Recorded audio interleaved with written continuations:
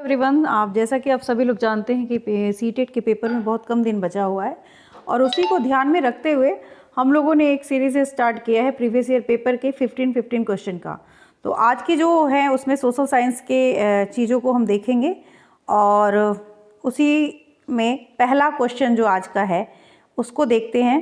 तो पहला क्वेश्चन आज का है, वात दिग्दर्शी का प्रयोग क्या मापने के लिए किया जाता है। ठीक है, वात दिग्दर्शी जिसको हम विंड वेन भी कहते हैं, उसका प्रयोग किस चीज़ को मापने के लिए किया जाता है? वायु के वेग को, वायु का दाब, वायु की दिशा या वायु का तापमान। तो यहाँ पे जो राइट आंसर हो जाएगा वो हो जाएगा ऑप्शन नंबर 3 यानी वायु की दिशा। वात दिग्दर्शी वायु की दिशा मापने के लिए प्रयोग किया जाता है। वायुमंडल की निम्नलिखित में से कौन सी परत तरंगों के संचरण में मदद करती है? तो आप लोगों को पता होगा कि हर सब्जेक्ट का दे रहे हैं हम प्रीवियस ईयर, तो आप लोगों को अगर previous year paper authentic answer के साथ देखना है, जो ऑफिशियल आंसर की है उसके साथ मैं आप लोगों को प्रोवाइड कर रही हूँ, जिसमें आप लोगों को कम समय में अच्छे से अच्छे क्वेश्चंस आपको रिवीजन के लिए मिल जाएगा और प्रीवियस ईयर आपका कंप्लीट हो जाएगा। 5 से 7 साल के जो प्रीवियस ईयर हैं उनको मैं पूरा कंप्लीट करा रही हूँ 15 क्वेश्चंस के माध्यम से। तो आप लोग अगर डेली देखेंगे मेरी वीडियोस तो मैं आपको डेली वे में आपकी जो अभी जितने दिन बचे हैं उसमें आराम से आपके पूरे प्रीवियस ईयर कंप्लीट हो जाएंगे। और इससे फ़ायदा ये होता है कि जब आप पेपर देने बैठते हैं तो कहीं ना कहीं वो सारे क्वेश्चन, उस तरीके के क्वेश्चन से आप परिचित होते हैं और आप बड़े कम समय में आसानी से आंसर को कर पाते हैं। जब आप प्रीवियस ईयर नहीं करके जाते हैं तो आपके सामने जब पेपर आता है ना, तो आपको इतना बड़ा बड़ा और इस तरीके के क्वेश्चन दिखेंगे जैसे लगेगा पहली बार ये क्वेश्चन दिख रहे हैं, जबकि आपने उसको पढ़ा हुआ है। तो पेपर प्रैक्टिस आपकी प्रीवियस ईयर पेपर से ही करनी चाहिए, क्योंकि जो आपके प्रैक्टिस सेट मिलते हैं उसमें बहुत सारे आंसर बुक्स में गलत होते हैं। तो ऑथेंटिक आंसर के साथ जो बोर्ड ने माना है उस आंसर के साथ आपको प्रैक्टिस करनी है, वो कहाँ मिलेगी? प्रीवियस ईयर पेपर में। तो चलिए आज का नेक्स्ट क्वेश्चन देखते हैं। वायुमंडल की निम्नलिखित में से कौन सी परत रेडियो तरंगों के संचरण में मदद करती है? समताप मंडल, मध्यमंडल, बाह्य वायुमंडल या बहिर्मंडल? इसमें आप लोगों को इंग्लिश की टेंशन, हिंदी की टेंशन लेनी नहीं है, क्योंकि ऑफलाइन जब पेपर होता है तो मैं बता दूं कि दोनों ही आमने सामने चीज़ें होती हैं। ऑनलाइन में ऊपर नीचे होता है तो स्क्रॉल करने की ज़रूरत पड़ती है, लेकिन ऑफलाइन में आपको सामने सामने होता है तो कोई दिक्कत नहीं है। ये नहीं समझ में आ रहा है ये समझ लेंगे, ये नहीं समझ में आ रहा है तो हिंदी वाला समझ लेंगे। ठीक है, तो इसका जो राइट आंसर हो जाएगा वो हो जाएगा ऑप्शन नंबर 3 यानी बाह्य वायुमंडल। पृथ्वी की विभिन्न परतों को क्रम में आंतरिक से बाहरी तरफ बाहरीतम परत तक पहचानिए।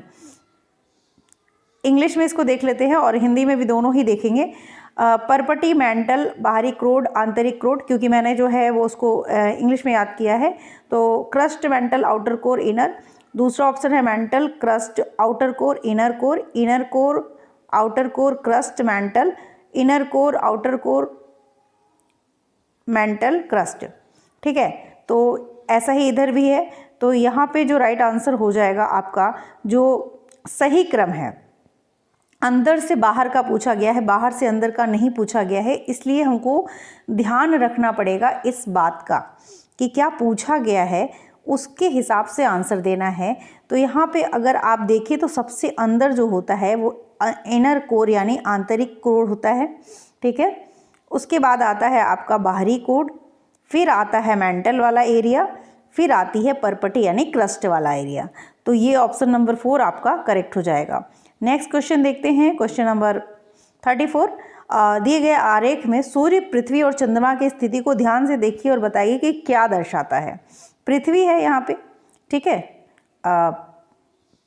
पृथ्वी है और चंद्रमा इधर है, सूर्य इधर है। तो ये क्या दर्शा रहे हैं? सन के, अगर यहाँ पे पृथ्वी और यहाँ पे चंद्रमा है तो ये किस चीज़ को, सूर्य ग्रहण, चंद्र ग्रहण, बृहद ज्वार भाटा या लघु ज्वार भाटा, किसको ये दर्शा रहे हैं? तो ये देखिए, ये लघु ज्वार भाटा जो होता है उसको दर्शा रहे हैं। ठीक है, नेक्स्ट क्वेश्चन देखते हैं। जब नदी जो है मैदान में प्रवेश करती है तो यह मुड़ जाती है और बड़े होकर बड़े मोड़ बनाकर बहती है, जो कहलाता है, क्या कहलाता है? तटबंध, बाढ़ का मैदान, विसर्प या चाप झील। तो इसका जो राइट आंसर हो जाएगा वो हो जाएगा ऑप्शन नंबर 3 यानी विसर्प यानी मेंढर। ठीक है, तो अगर आप वीडियो अच्छी लग रही है तो प्लीज़ सब्सक्राइब जरूर करिएगा अगर पहली बार हैं, और अगर आप पहले से सब्सक्राइब कर चुके हैं तो आप कमेंट करके ज़रूर बताइएगा कि आपको ये वीडियोस जो मैं दे रही हूँ वो कैसी लग रही हैं। ठीक है, नेक्स्ट क्वेश्चन देखते हैं। अधिकांश दुर्गम क्षेत्रों में और आपदाओं के समय लोगों को बचाने और भोजन, जल, कपड़े एवं दवाओं को वितरित करने के लिए यातायात का कौन सा साधन बेहद उपयोगी है? वायु मार्ग, रेल मार्ग, सड़क मार्ग या जल मार्ग? यहाँ पे जो राइट आंसर हो जाएगा वो हो जाएगा वायु मार्ग। ठीक है, नेक्स्ट क्वेश्चन देखते हैं। भूगोल की वह शाखा जो विशिष्ट मानव जनसंख्या की संरचना के विषय से संबंधित है कहलाती है नगरीय भूगोल, जैव भूगोल, जनसांख्यिकी या मानव भूगोल? जो राइट आंसर है वो है ऑप्शन नंबर 3 जनसांख्यिकी is the right answer. Next question, अभिकथन है सूर्य गुजरात में अरुणाचल प्रदेश से लगभग 2 घंटे बाद अस्त होता है। इसका कारण क्या है? अरुणाचल प्रदेश गुजरात की तुलना में उच्च अक्षांश पर स्थित है, यानी the sun sets in Gujarat about 2 hours after Arunachal Pradesh. Reason दिया गया है कि Arunachal Pradesh is on a higher latitude than Gujarat. क्या कथन और कारण दोनों सही है या सिर्फ कथन सही है?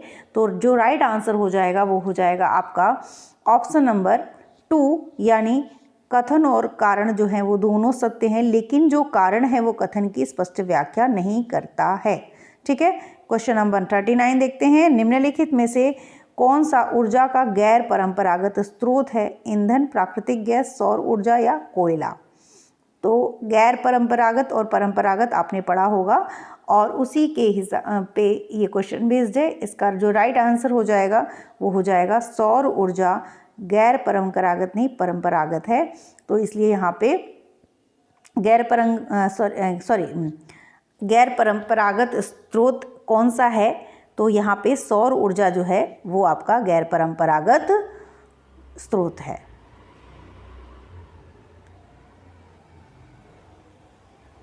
ठीक है, नेक्स्ट क्वेश्चन देखते हैं। विशेष रूप से निर्मित टैंकों और तालाबों में मछली का प्रजनन कहलाता है सेरीकल्चर, विटीकल्चर, हॉर्टिकल्चर या पिसीकल्चर? तो यहाँ पे क्या हो जाएगा? जो राइट आंसर हो जाएगा वो हो जाएगा आपका पिसीकल्चर। ठीक है, पिटीकल्चर इज द राइट आंसर। बहुत आसान क्वेश्चन था।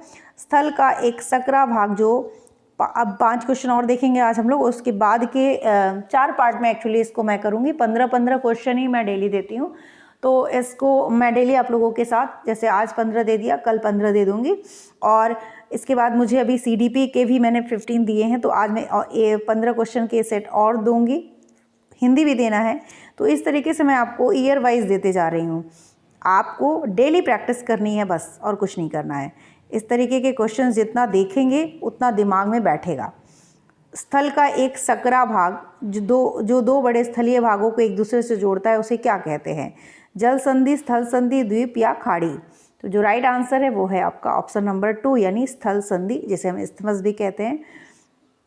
नेक्स्ट क्वेश्चन, निम्नलिखित में से कौन सा महाद्वीप आकार में सबसे छोटा है? ऑस्ट्रेलिया, दक्षिण अमेरिका, अफ्रीका या यूरोप? तो आकार में सबसे छोटा जो महाद्वीप है वो है आपका ऑस्ट्रेलिया।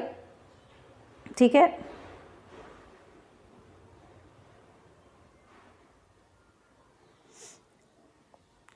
इसके बाद है उच्च प्राथमिक स्तर पर सामाजिक विज्ञान में शामिल है इतिहास, भूगोल, राजनीतिक विज्ञान, मनोविज्ञान, इतिहास, भूगोल, अर्थशास्त्र, समाजशास्त्र, इतिहास, भूगोल, राजनीतिक विज्ञान, अर्थशास्त्र, इतिहास, भूगोल, राजनीतिक विज्ञान या समाजशास्त्र?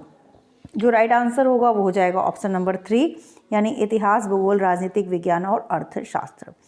आगमनात्मक अधिगम, इंडक्टिव लर्निंग की बात की गई है। निम्नलिखित में से किस विधा का विरोधाभासी है यानी कॉन्ट्राडिक्टरी पूछा गया है?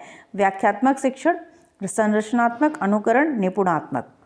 तो यहाँ पे आप जानते ही हैं कि व्याख्यात्मक का ही ये विरोधाभासी है, यानी कंट्राडिक्टरी है। क्वेश्चन नंबर 45, और इसका आंसर तो मैं चाहती हूँ कि आप लोग दें, बट मैं आंसर बता देती हूँ। दिए गए कथनों ए और बी को पढ़िए और सही उत्तर का चयन कीजिए। आलोचनात्मक सोच धारणाओं के निर्माण तथा विचारों के अनुप्रयोग और विस्तार को बढ़ावा देती है। ठीक है, यह दूसरों के तर्कों और विश्वासों को समझने और मूल्यांकन करने में मदद नहीं करती है, दिया गया है। इसीलिए इस क्वेश्चन का जो राइट आंसर होगा वो जाएगा ऑप्शन नंबर ए, क्योंकि ए सत्य सही बात है, लेकिन जो बी है वो गलत है, यानी असत्य है, इसलिए ऑप्शन नंबर 1 की तरफ जाएंगे। आज के लिए इतना ही, मिलते हैं नेक्स्ट वीडियो में। और आप लोग को वीडियो अगर अच्छी लगी हो तो चैनल को सब्सक्राइब कर लीजिएगा, हो सके तो शेयर भी करिए ज़्यादा से ज़्यादा लोगों तक, ताकि ये चैनल थोड़ा सा आगे बढ़े। और आई होप कि आपको मेरी कोशिश अच्छी लगी हो। Thank you.